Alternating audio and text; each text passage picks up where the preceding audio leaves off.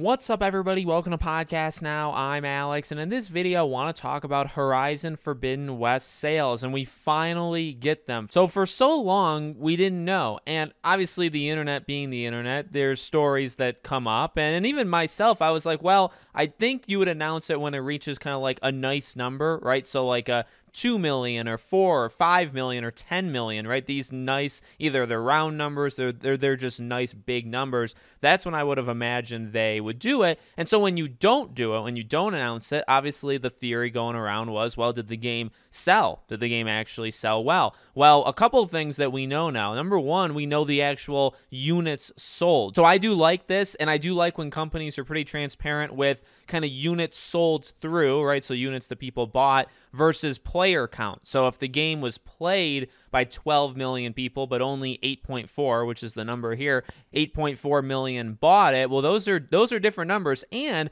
I do think it's an important thing for a game like Horizon Forbidden West because it's now on PlayStation Plus, right? So a lot of people you imagine that are going to get it. Let's just say that's a huge number. The next 5 years. Over the next 5 years, a lot of the people that are going to get this game are going to be for free. It's not going to be through purchases, right? So that does make me wonder if this game will get to that, 10, 12 plus million range of units sold. I think it'll probably hit 10. I do think, you look at 8.4. There's a lot of comparisons with other games that have come out. In fact, this game is actually outselling Horizon Zero Dawn, which is kind of nuts, again, because the mentality out there, including from myself, I'm not going to, hide from it, when they didn't announce it for so long. And it's not even like this is a year out, because it's over a year. It came out in February of 2022. So over a year later, you announce 8.4. Now, again, the difference, like, it's outselling certain things if you compare it to other PlayStation franchises, or you compare it to specifically Horizon Zero Dawn, right? Outselling it.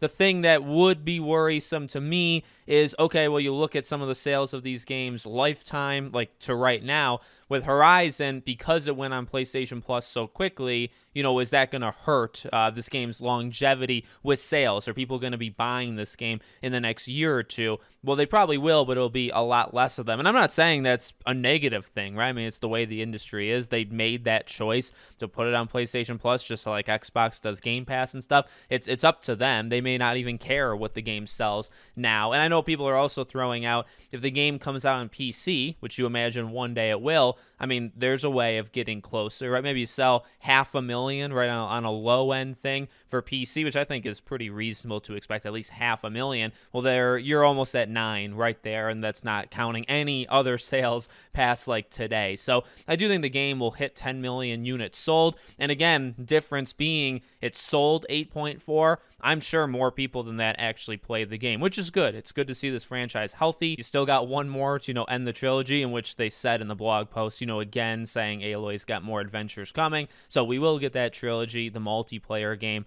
all that stuff. Let me know what you guys think in the comments. Make sure you're all subscribed, bell icon turned on, and I hope to see you all on the next one.